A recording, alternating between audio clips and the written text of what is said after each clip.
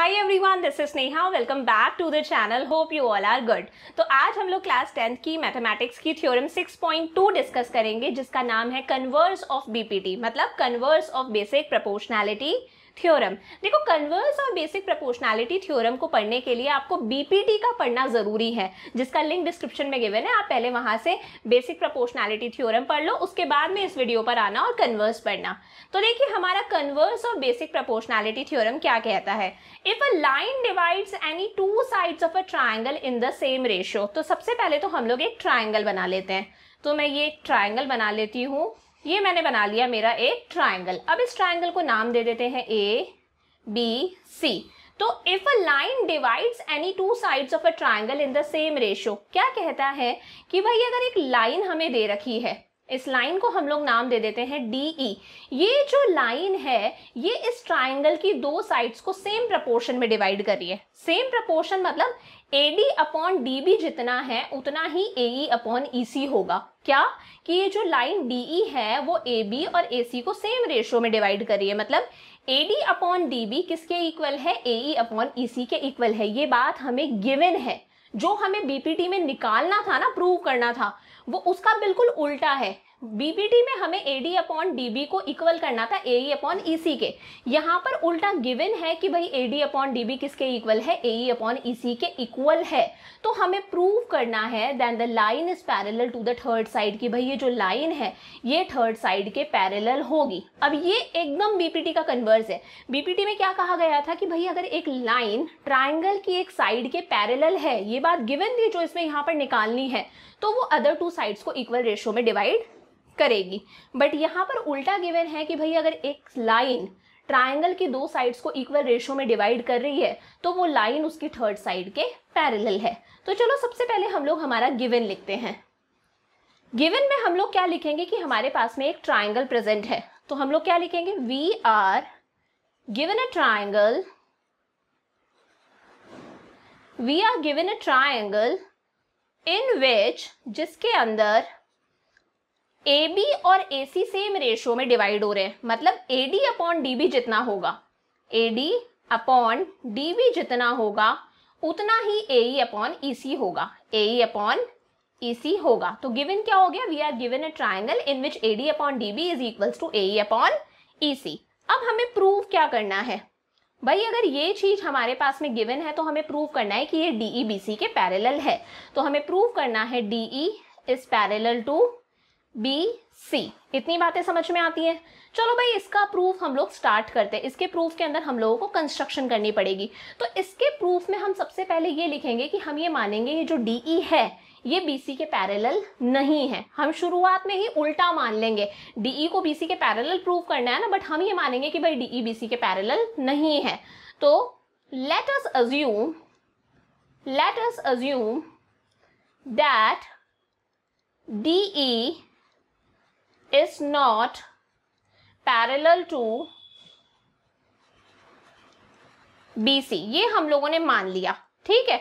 और उल्टा हम कंस्ट्रक्शन करेंगे, एक लाइन बनाएंगे हम लोग। लाइन को मैं नाम देती हूं DF। क्या नाम दूंगी, DF। ये आपको डॉटेड करना है। कैसा करना है, डॉटेड करना है। तो हम लोगों ने एक लाइन बनाई क्या, DF, जो कि हम पैरेलल बना रहे हैं BC के। ये पैरेलल का साइन होता है, DF BC के पैरेलल है। तो लेट अस अज्यूम कि DE तो पैरेलल नहीं है BC के, बल्कि कंस्ट्रक्ट करो आप एक line, construct a line DF, एक लाइन DF कंस्ट्रक्ट करो पैरेलल टू BC। आई बात समझ में। चलो भाई, अब आगे का काम करते हैं। हमें पता है DF BC के पैरेलल है, DF BC के पैरेलल है। कैसे पैरेलल है, बाय कंस्ट्रक्शन। अभी मैम आपने कंस्ट्रक्शन करी तो कंस्ट्रक्शन से भाई DF BC के पैरेलल है। अगर DF BC के पैरेलल है तो AD अपॉन DB किसके इक्वल होगा, AF अपॉन FC के। आई बात समझ में। AD अपॉन DB, एक बार लिख देते हैं, AD अपॉन DB इक्वल होगा किसके, AF अपॉन FC के, AF अपॉन FC के।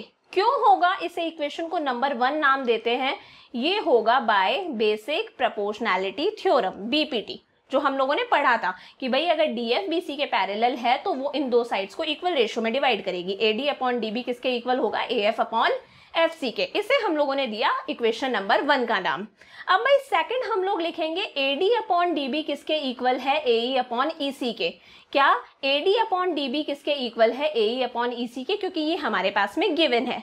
तो नेक्स्ट लिखते हैं A D upon D B equal है A E upon E C के। इसे हम लोग इक्वेशन नंबर 2 का नाम देते हैं। ये क्या है हमारे पास में, गिवन है। तो भाई from equation 1 and 2, from equation 1 and 2 ध्यान से देखना है आपको, from equation 1 and 2 A D upon D B, A D upon D B same है, कट हो गया। तो मैं ये बोल सकती हूँ A F upon F C. ये जो A F upon F C है, लिखते हैं यहाँ पर ध्यान से, A F upon F C किसके इक्वल आएगा, ए ई अपॉन ई सी के। किसके, ए ई अपॉन ई सी के। तो क्या आया हमारे पास में, A F upon F C किसके इक्वल है, A E upon E C के। अब भाई इसे आगे सॉल्व करने के लिए हमें एक स्टेप करना पड़ेगा कि हम एल एच एस और आर एच एस दोनों में 1 ऐड करेंगे। तो जरा लिख देते हैं, adding 1 to both the sides. दोनों साइड्स हम लोग 1 ऐड करेंगे। चलो भाई 1 ऐड करते हैं, A F upon F C में 1 ऐड करा equals to A E upon E C में भी हम लोगों ने 1 ऐड करा। इधर कुछ नहीं है तो नीचे 1 लगा दो, इधर भी कुछ नहीं है तो नीचे 1 लगा दो। चलो भाई एलसीएम लेते हैं, एलसीएम आएगा एफ सी। तो यहाँ पर हमारे पास में बचा ए एफ, 1 है तो एज इट इज एलसीएम ही आ जाता है, एफ सी आ जाएगा। फिर एलसीएम लिया, कितना आया, ई सी, यहाँ पर ए ई आएगा, 1 है तो ई सी ही ऊपर आ जाएगा। चलो भाई ऐड करते हैं, कितना आएगा, A F plus F C. ध्यान से देखना है आपको, A F plus F C. A F और एफ सी को प्लस करने से कितना आ रहा है, पूरा का पूरा ए सी आ रहा है।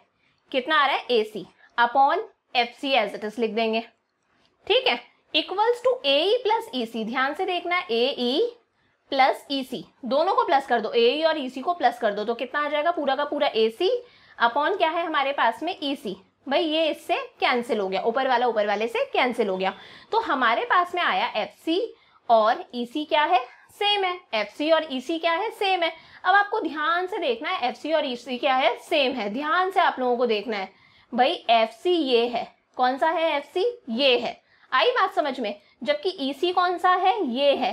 भाई एफ सी और ई सी दोनों सेम कैसे हो सकते हैं, एफ सी और ई सी दोनों सेम कैसे हो सकते हैं, ये वाला पार्ट और ये वाला पार्ट सेम कैसे हो सकता है।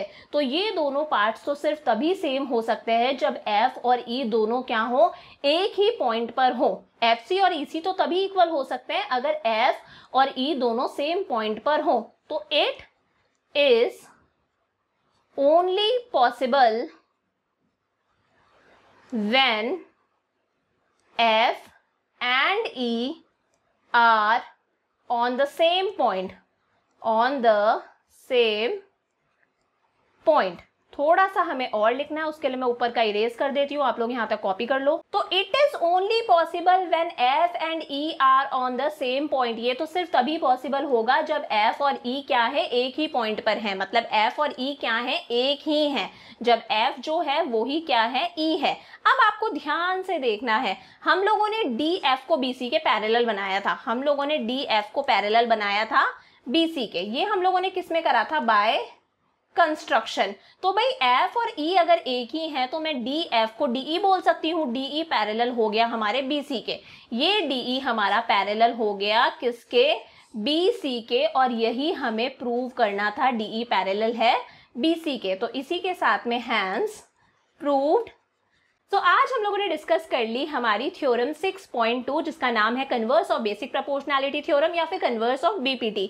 अब भाई बीपीटी और कन्वर्स ऑफ बीपीटी के बेसिस पर हम लोग हमारी नेक्स्ट एक्सरसाइज स्टार्ट करेंगे, that is exercise 6.2। So please videos को लाइक करो, चैनल को सब्सक्राइब करो, बेल आइकन को प्रेस कर लो ताकि आपको तुरंत नोटिफिकेशन मिलते रहे, और जितना हो सके अपने दोस्तों के साथ में जरूर शेयर करो। So see you in the next video, bye for now.